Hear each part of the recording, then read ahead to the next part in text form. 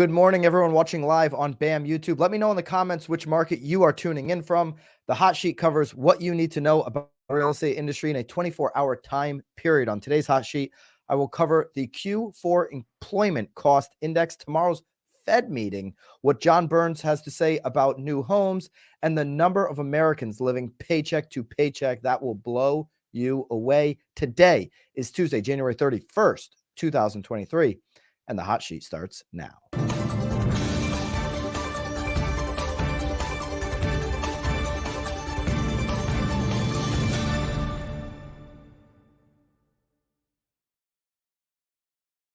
Back in studio today, just one day this week, back in studio. I left Bobby, our lead producer at BAM, in Pennsylvania.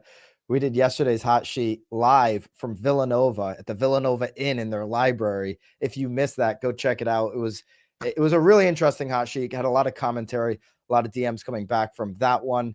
Appreciate you joining in on this one live or even on the replay. Hit the thumbs up if you are enjoying the hot sheet. We're going to test out this remote hot sheet again for the rest of the week. We'll be in Las Vegas the next 3 days.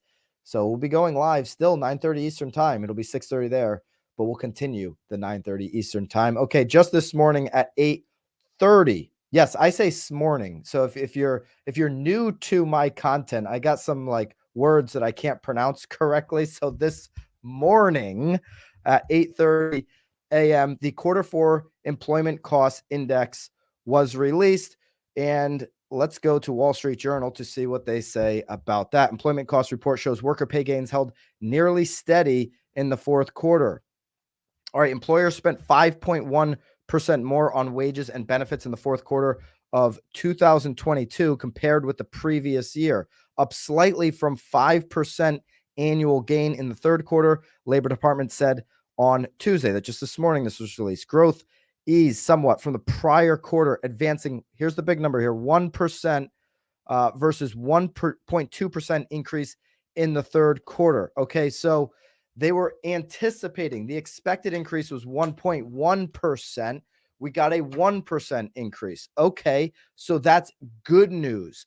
The Fed wants us to actually beat expectations on these numbers, meaning coming in lower than expectation, because that means that employee salaries are slowing down. Yes, you heard it. The Fed wants workers, employees to be earning, a flat fee or less money, because they know that makes their job easier of getting back to 2% inflation. So still too high for the Fed. This number is still too high for the Fed. Most of the economists and people that are reporting on this say this is still too high for the Fed. Okay, so what's the Fed going to do tomorrow? They're going to meet tomorrow. They're meeting today and tomorrow, actually. I've shared this link, and I'll put it into our daily download as well. Fed meetings for the year. Okay, so you can kind of like grab this link, mark these on your calendar. Today and tomorrow they're meeting, and all of the other meetings throughout the year are there. Okay, so what's the Fed going to do with all the things considered? We talked about the GDP last week. We know what's happened with housing. They're going to meet today, tomorrow. Powell's going to talk tomorrow. The markets and everybody's going to be watching very closely on Jerome Powell's speech tomorrow. 25 basis points on the federal interest rate is basically a foregone conclusion. Okay. I think Tom Toole and I talked about this on Friday's Knowledge Brokers podcast. You can find that on YouTube at Knowledge Brokers podcast, where there was a prediction that it was a 98% chance that the Fed goes with a 0.25% or a 25 basis point increase on the federal interest rate. Okay. There's a lot of people that say, hey, they should just pause and start to look and see what happens. Less than 2% of people believe that that's what they're going to do. And less than 2% of people believe they're going to go to a 50-point basis hike. If they go to 50-point, I can tell you right now, the markets will react in a very negative fashion because they're expecting this 25-point basis hike. So if they go to 50, you're going to see stock markets plummet. Just today, coming into the show here, Dow futures were up after that ECI report that we just talked about, the employment cost index. Okay, so everybody's kind of waiting and seeing. We've seen, pretty flat numbers overall. We're going to talk about the 10-year here at the end and what happened with the 10-year this morning. But we've seen pretty flat, stable numbers overall. Everybody's kind of waiting, anticipating Jerome Powell. The consensus is that he's going to be very stern on getting us to 2%, that he's not going to let up 2% inflation. That is, he will not let his guard down, wants to get inflation under control. Some believe it already is under control. In the comments, let me know, are you in that camp? Do you believe inflation is already under control with everything we've talked about here? 4 weeks on the hot sheet, all the good data that we've kind of combed through and we've looked at, that all the signs are pointing towards, okay, we're incrementally getting better. Do you believe the Fed should pause tomorrow and cool off on the interest rate hikes and just see what happens? Or do you believe that they're going to continue to hike them up? Do you believe the consensus that they're at a 25 basis hike? There's a lot of belief that it's going to be 25-point basis hike for the next 3 meetings in a row before they start cutting back, that the Fed wants to deliberately put the economy into a recession. If the Fed takes this deliberate approach to put the economy into a recession, the recovery naturally becomes a lot longer out. The recovery for this housing recession can, even though we've seen signs that housing has probably hit their bottom and is bouncing up, that recovery is going to be longer and slower if the Fed deliberately puts the entire economy into a recession, which many believe that's what they are doing this year. They're going to deliberately put us into a recession. Let me know your thoughts in the comments. If you're in agreement with what the Fed's doing, or if you think that they have once again gone overcompensating here for inflation, like they overcompensated during COVID when they printed all of that money. All right, interesting reports from John Burns Real Estate Consulting. On Twitter, John Burns himself of John Burns Real Estate Consulting had a couple of tweets that I found very interesting. New homes priced below $200,000 are now 0% of the market. So this is newly built homes below $200,000 are 0% of the new home market. They were 40% of the market 1 decade ago. $500,000 homes have grown from 17% of the market to 38% of the market during COVID. Expect both of these trends to reverse this year. Okay, so John Burns is saying that he expects this trend here at the top to reverse this year, and this trend to reverse. Okay, so what John Burns is saying is that he believes we're going to see brand new homes become a larger share of the market under $200,000. You can see on this chart, it's available in the daily download. These are fast. There's a second chart here too. These are fascinating charts.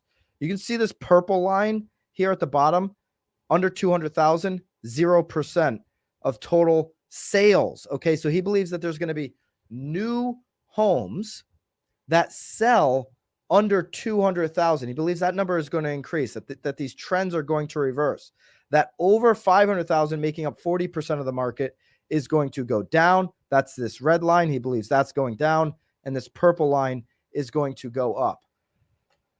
I would have loved John to share some more information on how that is possible on his Twitter feed. How do you see a builder being able to sell homes under $200,000? This must be a select few markets across the country. Let me know if in your market you've ever seen brand new homes in the last 24 months sell under $200,000. And I know every time I say this, there are a few markets that pop up. They're like, yeah, you can get a brand new home for $200,000. How well built and how big is that home? I'd also like to, are we planning on living there for the next 60, 70 years? I would certainly question that. The cost of material, the cost of labor is such a substantial part of obviously the home building process, but let alone the restrictions on these builders for municipalities. in order for them to just get the right permitting to build. And then land costs. And John Burns, to his credit, excuse me, did put out a couple tweets on land. Okay. Land prices are down 4 to 6%, which still isn't enough to attract much land buyer interest. Right. Here's the thing. In order for me as a builder to say, okay, I'm going to go build these homes where the market needs them at $200,000 or below, somebody's got to take the hit. I've been saying this in the Northeast for years. You want more building, but there's not a lot of land. And these landowners are like all acting like they've got gold buried in it, and they're not coming down on the price. Okay. So we've seen this 4% and then a 6.4% drop in undeveloped land. And this is appreciation for finished lots and undeveloped land. Okay, so finished lots is down 4%. Finished lot means, okay, permitting is ready. You can go and start building on it right away. And then the orange bars are undeveloped land, negative 6.4%. Listen, this is something that I'm grabbing for anybody. This trend is going to continue, by the way. We talked a bunch the last week on the hot sheet here about new construction, about new homes. And if I'm talking to somebody who's selling land, I'm bringing this chart to the conversation because this trend isn't going to reverse. You saw from 2019 until quarter four of 2022, this uptick in appreciation for finished lots and undeveloped land. We're going to come into a time right now where builders they're already backing out of deals on land. They're only going to buy deals, which means the market is going to have to keep falling to where the buyer says, yeah, I'll buy your land. And I just believe landowners are going to, if they want to sell right now, are going to have to sell far less than what they thought they could get the last 3 years, or what they probably could get in the market last 3 years. And if they wait a year, 2 years, this number, their comparables, is going to be even lower on finished lots and undeveloped land. So if I'm a landowner, if I'm somebody consulting a landowner, I'm showing them the start of this trend, and I'm saying, hey, do not wait. If you're going to sell in the next couple of years, you're going to definitely experience depreciation on your asset, and you want to sell it now while you're close to these peak level prices on your land. Do not wait. Don't hold land and over the next couple of years think you're going to get appreciation out of it. With where we are with new homes, we've talked about it a bunch in the hot sheet. You can go check out some of those in the last couple days and weeks. With where we are on home building, you're going to have to take a hit as the landowner if you want to move the property. If you want to keep paying taxes on undeveloped land year after year and wait for something significant to happen in the future, that's your prerogative. Hats off to you, right? You're not a seller. Great. Wonderful. Keep the land. But if you're planning on selling the next couple of years, right now is going to be the best time for landowners. Okay. Here's something that I don't think the Fed will take this into consideration, but I'd certainly take it into consideration for my local market. I'd certainly take it into consideration the way I'm dealing with people's fears about stepping into the market, because this is something that far too many Americans are dealing with right now. 64% of Americans are living paycheck to paycheck. Okay. As the cost of living surged in 2022 with inflation, the number of Americans living paycheck to paycheck jumped 64% as of December. Okay. So this is according to a Lending Club report. It's up from 61% a year earlier. And that's in line with the historic high first hit in March 2020. So right before COVID, we hit a historic high of Americans living paycheck to paycheck at 64%. Now, in quarter one of 2023, we are right back to that number. Yesterday, when I was speaking in Villanova, I actually said, hey, over 50% of Americans live paycheck to paycheck. I had no idea it was 64%. I knew it was over 1 out of 2 Americans, and it's a sad number. It's like the state of where we've been for seemingly my whole life. You hear this. Most Americans are living paycheck to paycheck. But for it to be 64%, 2 out of 3 Americans essentially are living paycheck to paycheck. That is going to be a concern. So if you're a real estate agent, if you're a lender, and you start talking to your clients about the lending product, the buy down, or you start talking to them, about, 3.5% and interest rates just came from 7 to 6%. They're like, dude, I don't even know how I'm going to make my bills this week. I'm living week to week. So you've got to address that fear, right? You've got to address that fear right up front. We did an Instagram live right before the show for a couple minutes, and I'm just like, hey, here's what we're talking about today. And somebody asked, like, how do you address this fear as a real estate agent? This fear of people that do live paycheck to paycheck, the fear that it's like, hey, I can't even engage in buying a home. How do you address it? Well, here's what you do. You have a real conversation. How long are you going to be in this community? How long do you see yourself in this community? Because listen, a house is just shelter, right? So whether we're going to buy or rent, let's make the best decision for you and your family. How long are you going to be here? Oh, you're going to be here 7 to 10 years. Okay, so let's definitely take a look at whether you're living paycheck to paycheck now and you have in the past, and you're going to continue to do that. Let's make a look and see if moving 15, 20 minutes outside of where you want it to be fits into the same budget that you would have renting. Let's have that conversation. You're going to be here 1 or 3 years. Okay, well, rent prices are coming down in a lot of areas. Let's get you a more affordable rent. And so that I can gain trust and create a relationship, right? I want to help the person achieve their goal, right? If you're going to be here 1 to 3 years, I'm not going to advise you to buy. Real estate agents, you shouldn't be doing that, okay? For the first time, more than half of all six-figure earners also said they were stretched too thin. This is a jump from 42% from a year ago on six-figure earners. So it's not just your $50,000 earner that's feeling this paycheck to paycheck situation in America. Real estate advisors, agents, it's the majority of your clients. 2 out of 3 of them, according to this Lending Club report, who are living paycheck to paycheck. And in your marketing, in your conversations, in the way that you're consulting people, you need to address that fear up front so that they know you understand their situation, so that you can build trust and rapport and build from there to help them.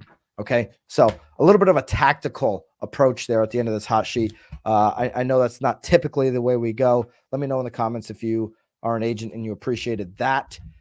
We've got a huge week. Again, we're going to be in Vegas to finish out the week here, going remote on this show. I'm watching closely tomorrow on Jerome Powell's speech. Tomorrow when we do the hot sheet, he will not have spoke at that point.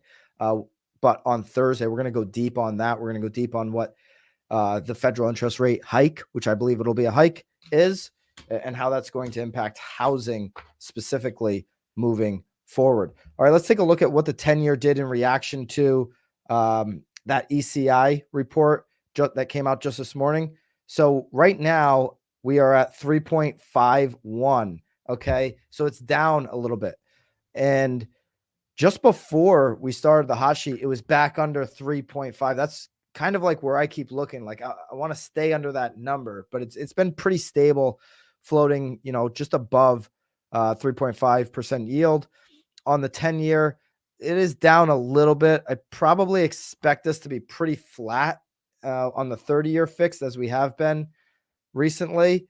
We went up a tick yesterday to 6.21. I could see us coming in at like 6.2 again today, unless that thing gets back under 3.5 like it was earlier this morning. Then then I could be a little more comfortable saying we're going to get back to 6.15. But we've been listen, lenders like this stabilization of the 30-year fixed rate, because it's not like they're guessing along with the buyer. Well, should I lock today? I mean, it came down like we were doing in Q3 of 2022. Should I lock today? Should I lock tomorrow? What do you think? The lender has no idea when you're in that volatile situation. But for the last 2 months, we've been pretty stable. So lenders like that, everybody in real estate likes to see the interest rate at least predictable. We'd love for it to get down to be a 5 handle. Okay, today on The Real Word at 2 p.m. here on this channel, make sure you're subscribed up to BAM YouTube so you don't miss any of these. We're going to be talking about U.S. home seller profits. Do not miss that Real Word today at 2 o'clock. Make sure you tune into the premiere at 2, or you can catch it later on YouTube or wherever you listen to your podcast. Tomorrow, we'll be going live 6:30 a.m. Pacific time. First West Coast hot sheet. It'll always be 9:30 on East Coast time. And I'm looking forward to seeing you guys all there tomorrow. Until then, toodaloo. We'll see you then.